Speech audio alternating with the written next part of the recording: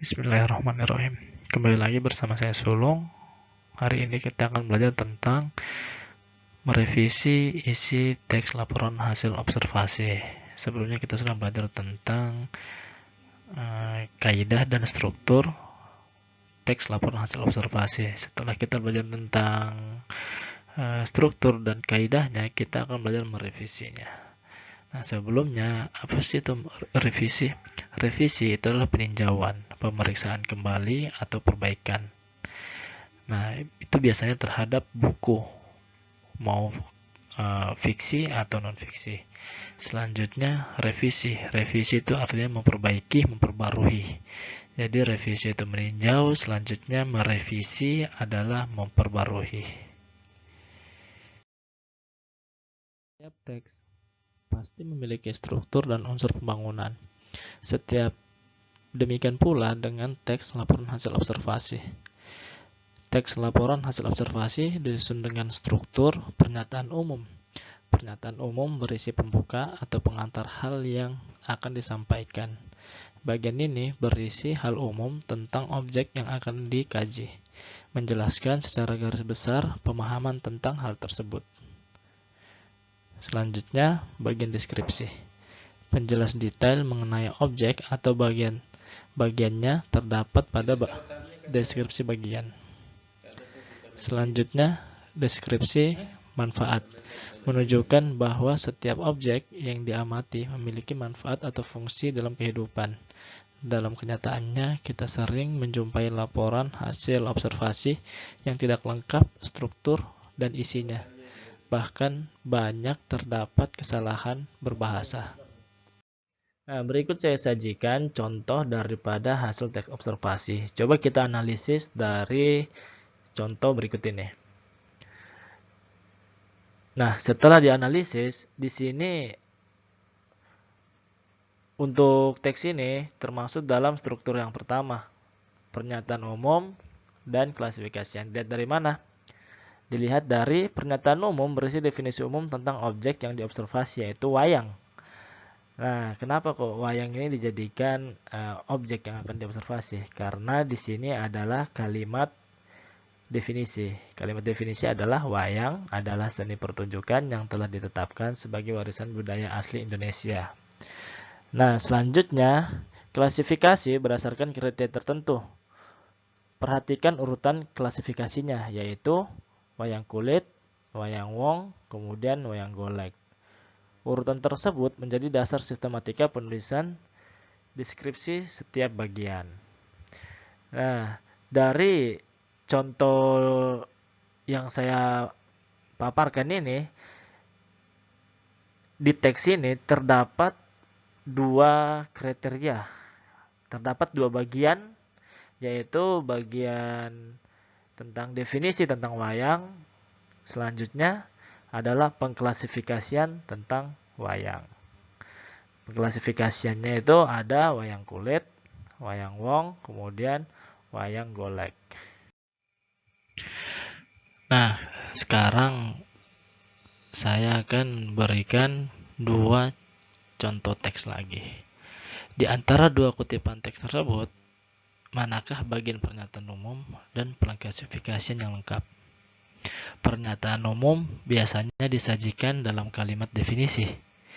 Kalimat definisi seringkali menggunakan konjungsi adalah, ialah, yakin, merupakan, dan yaitu. Nah, perhatikan contoh kalimat definisi berikut. Nah, kalimatnya itu yang ini. Paus adalah salah satu dari sekian banyak mamalia air yang istimewa karena ditandai dengan konjungsi adalah. Nah, selanjutnya itu sungai adalah aliran air yang besar dan memanjang yang mengalir secara terus-menerus dari hulu atau sumber menuju hilir muara. Nah, ditandai oleh ada kata konjungsi adalah. Nah, kemudian ini ada contoh lagi. Nah, ini adalah contoh dalam pengklasifikasian paus disajikan dalam mencantumkan 3 hal, yaitu objek yang dilaporkan, yaitu paus. Nah, kemudian pengelompokan. Di sini ada paus yang dikelompokkan. Pengelompokannya adalah paus bergigi, balin, atau paus yang tidak bergigi. Nah, kemudian jumlah anggota objek. Nah, di sini ada 2 kategori, ada 2. Nah, selanjutnya kita masuk ke struktur teks hasil observasi pada bagian deskripsi bagian. Nah, yang namanya deskripsi itu adalah penggambaran. Namanya deskripsi itu penggambaran. Jadi deskripsi bagian yang baik disajikan mengikuti urutan dalam pengklasifikasian. Nah, apabila pada bagian pernyataan umum terdapat kalimat definisi dan kalimat pengklasifikasian, dalam bagian deskripsi kamu akan menemukan kalimat deskripsi. Perhatikan contoh berikut. Nah, wayang ini terbuat dari kulit kerbau.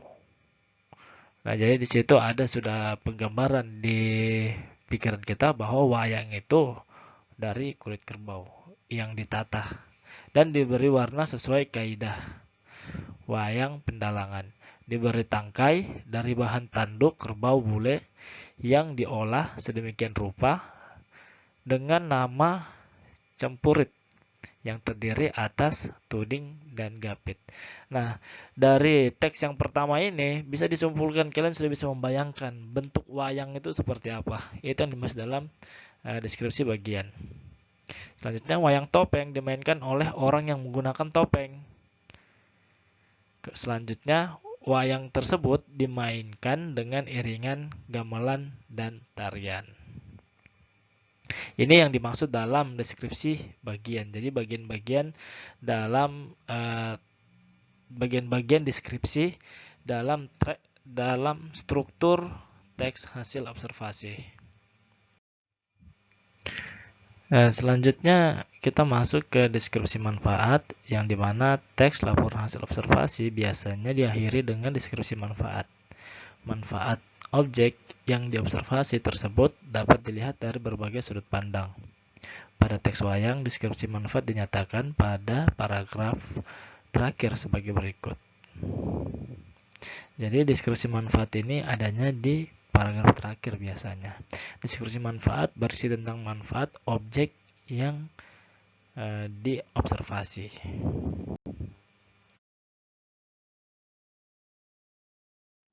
Ya, ini aja dari saya. Mungkin pelajaran singkat yang kita pelajari hari ini. Sekian, assalamualaikum warahmatullahi wabarakatuh.